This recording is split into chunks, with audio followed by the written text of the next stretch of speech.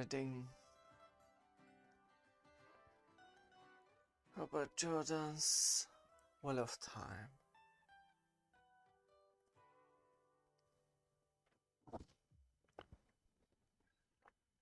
Eye of the World.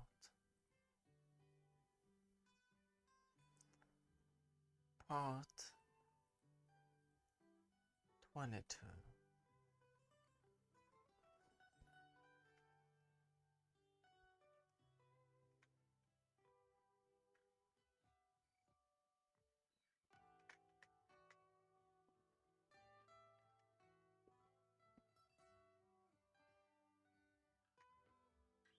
Don't come back, you hear?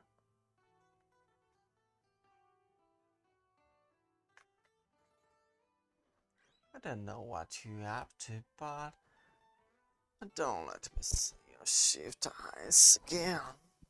Again. They're not chasing us anymore. I thought it was a ridiculous approach at farm. Can't trust them. Can't trust anyone. So we're supposed to starve? Don't have any more money to travel well, unless we sell something.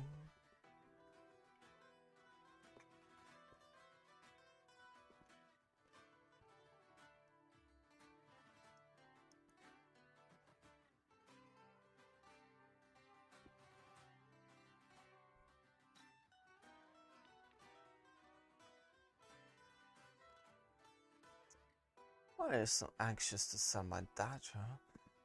I found it. After all, you think I might like to keep it for a while anyway? My precious. If you want to sell something, sell that bloody sword.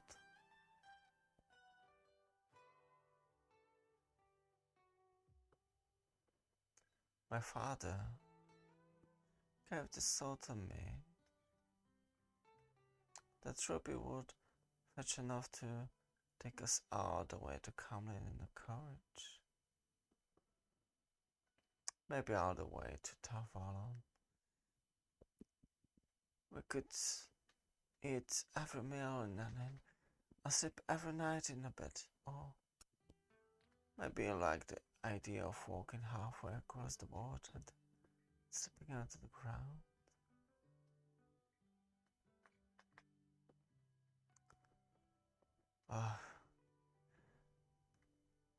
Who would I even sell it to around a farmer? Who would have to pay in chickens? Couldn't buy a carriage with chickens.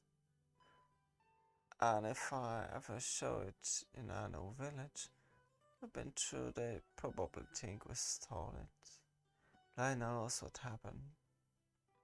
Damn. Right, I'm sorry. I didn't mean to snap at you. It's only that I'm hungry and my feet hurt. Mine too.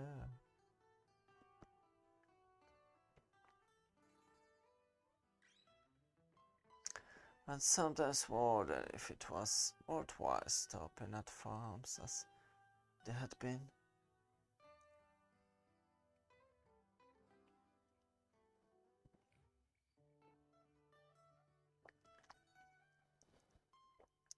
The future they went, the more suspicious of strangers might become. Unless he was able to hide it. The meals got skimpier for the same work.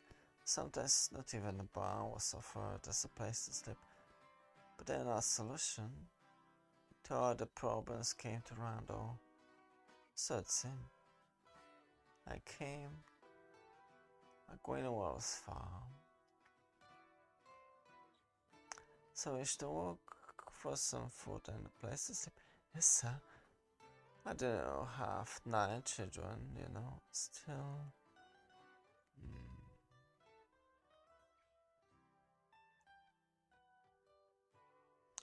I suppose I could always find some work for willing hands. I'll fetch you, boys. I will not let you eat my table in those filthy clothes. I'm about to do laundry. Give me your clothes. I'm certain some of my husband's clothes would fit you both well enough for walking.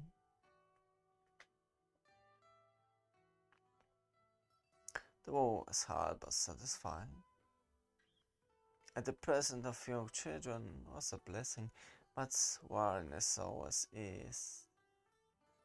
A little when there were children round.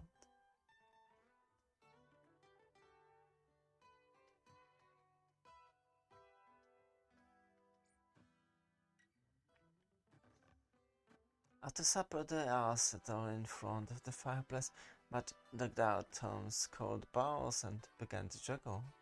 He never did that unless there were children. The whole family laughed and clapped for Matrix Fontaines. Hugo ate, pretending to drop the balls, and then pretending he was only pretending when he almost did drop them.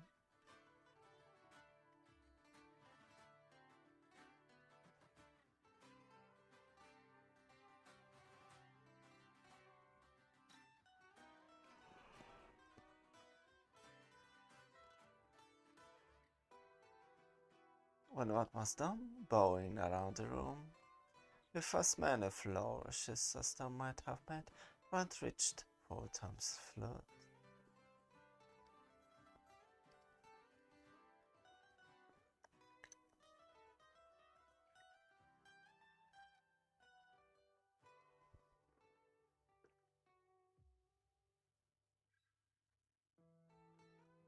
It was almost impossible for one to handle the instrument without a pang of sadness. Touching his silver and gold scroll was like touching Tom's memory. But whenever a farm allowed him to, Matt to stay round always played a tune or two on the flute after supper.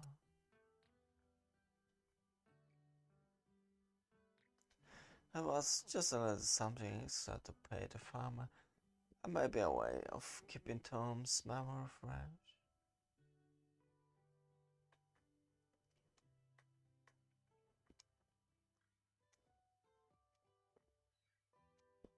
Several songs and quite some time later. Well, this has been rare fun, but it's way past till bedtime. And travelers, lads, you may make your own hours, but morning comes early on a farm.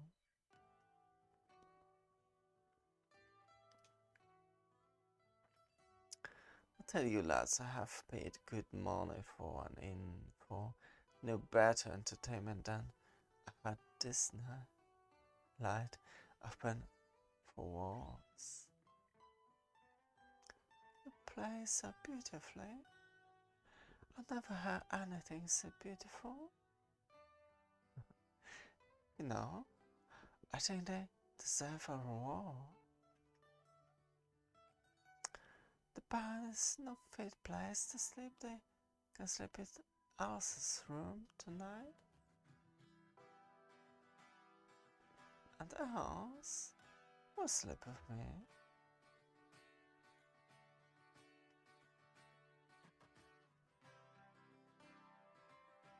Yes, much better than the barn. If you don't mind sleeping to your bed, that is. I do wish I could hear more of that flute and the juggling too. I like that. You know, there's a little task you could help me with tomorrow, and they'll be waiting. An early start. If they intend to try the luck at the inn in the next village, they have to walk out there to get there before dark.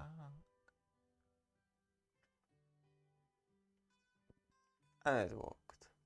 And Rand and Mud made their way to the next town and spoke to an innkeeper. Rand played some music. I did some juggling. And that night it had a hot meal and sleep in a bed beneath the roof. I slept better than he had since living in Whitebridge.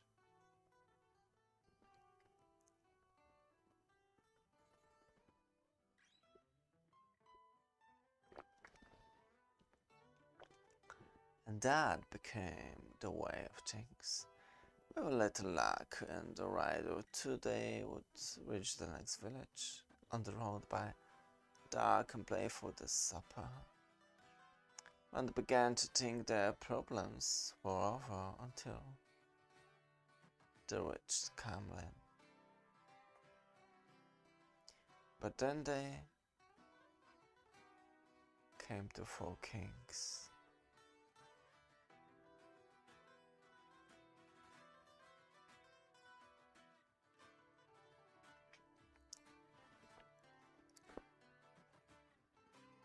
I don't know about this place, maybe I would better go on this time.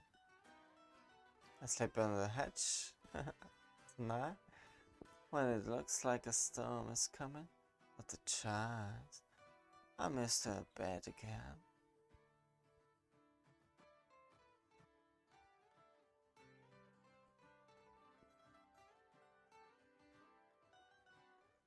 Dancing Cartman.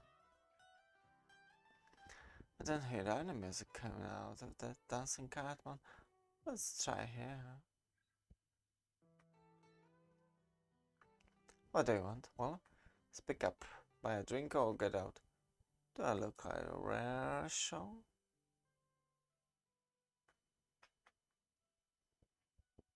I play flute. And my friend juggles, and you'll not see it better in the year for a good room and a good meal. Or fill this common room of yours.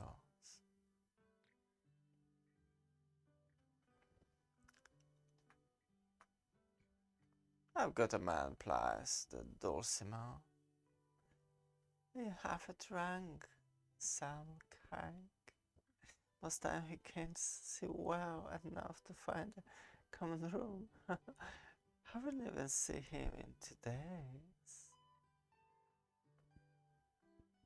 You docker for the wine and breakage. Get on fresh drinks and hurry, man. Don't pay to wait while you laze around.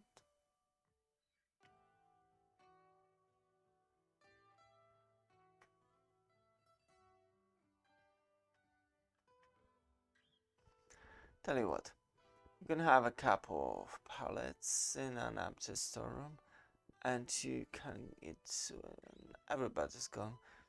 There should be some food left. The pallets would do if they're clean. And there are enough clean blankets, but we eat 2 hours after full dark, no later, and the best you have. Fine, eat when you want, but if you don't bring the crowd in.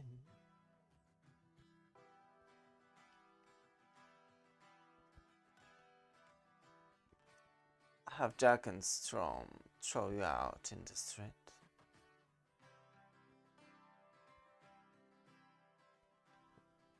That should be fine.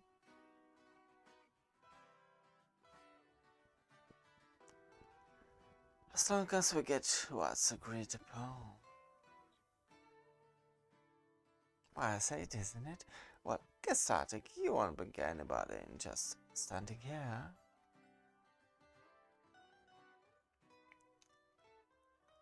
At the first note of call called the note, the patrons in the common room lifted their hats from the wine.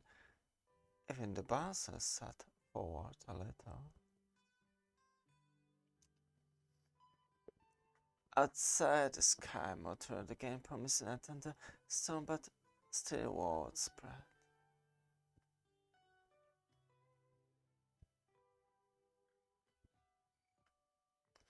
By the time it was dark outside, the inn was packed full of men laughing and talking so loud you could barely hear what he was playing.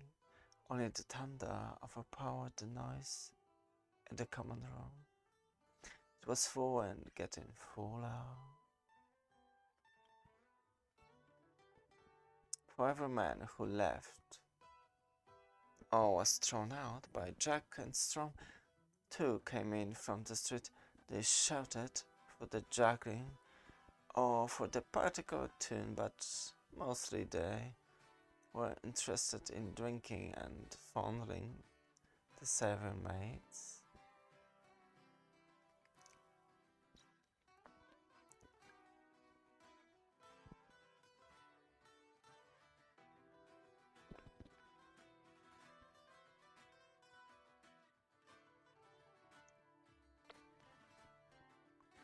One man was different, Toad. He stood out and away from the rest of the crowd at the dancing cartman. In fact, the other patron seemed almost afraid of him. He paid him no mind, however, he said, as if there were no one else in the room but him and drowned man.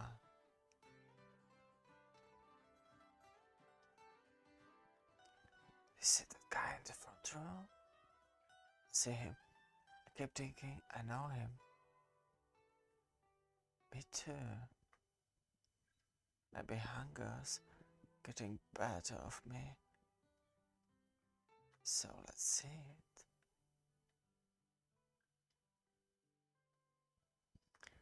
Where do you think you're going? It's time to eat. How long do you think this room will stay for if we fall over hunger? From hunger? Well, don't be all night about it. I expect up till the last man's gone. I think we ought to get out of here while we have the chance. At all it is soon enough. Have you seen how the innkeeper was looking at Tom's flute? At my sword, I think he plans to rob us. So we bar a door tonight. What about that man that was staring at us? What about him?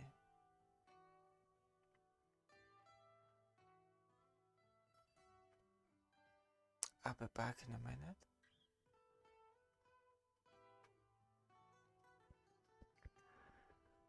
Till the rain was bucketing down, the lightning provided enough light for one to quickly find what he was hunting.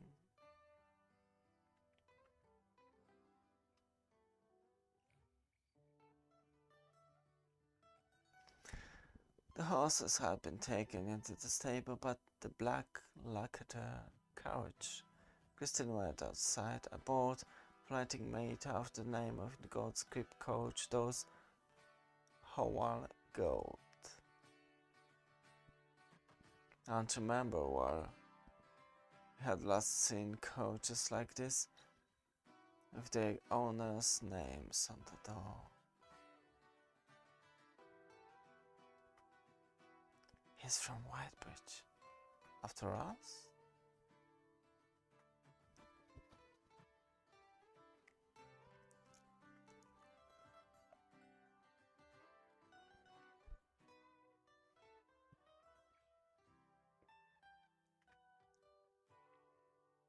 After us at Darkwind? Maybe. I don't know. Do you think we can get past him? Not without him making enough noise to bring Hake and his men. I know we should never have stopped here. Are you going to eat all night? I didn't feed you so we could lie around here. Back to work?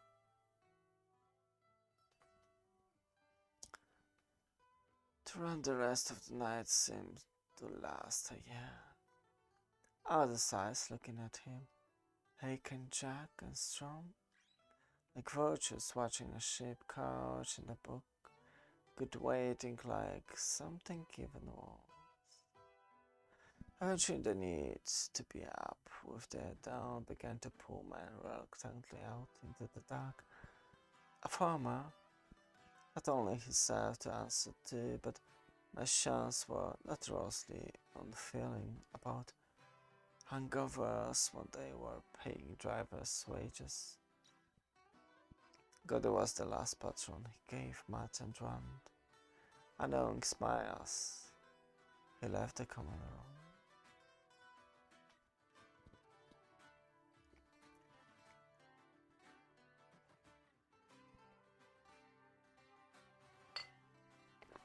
You too. Your piles are this way. You need those two to show us our beds. A man of property, and a man of property can be too careful. Do you want to see our beds or not? Either way, I don't like having anybody behind me. Think if you let them down the hole, as black as pitch, on the lamp he carried, give Rand the courage to keep on. If Jackenstrom tuned, he would know it. Here it is. This'll do. Leave the lamp.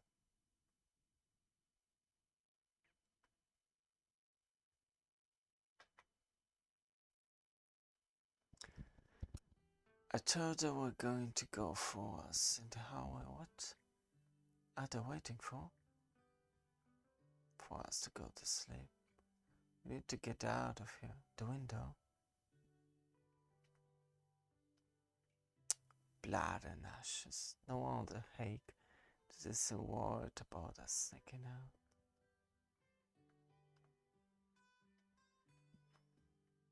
Try this. I jam the door and be quiet. Oh, no good.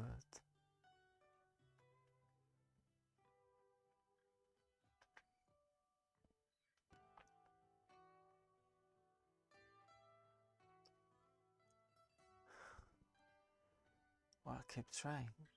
Go away, Hake. You're trying to sleep.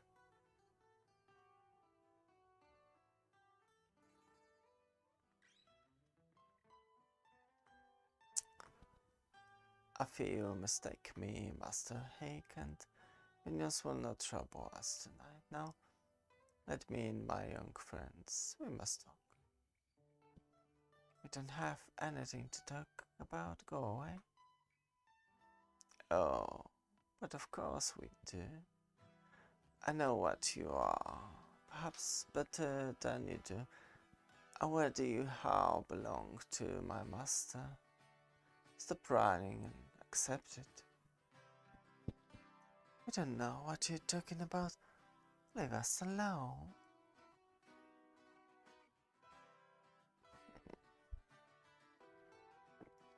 Stop being foolish.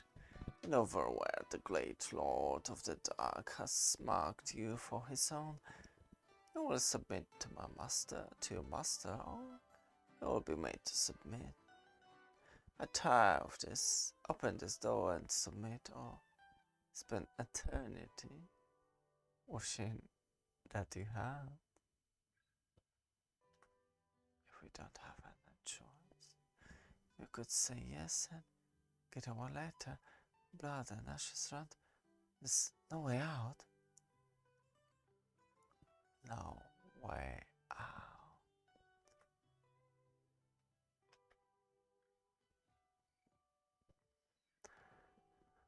Have to find a way out. A way out.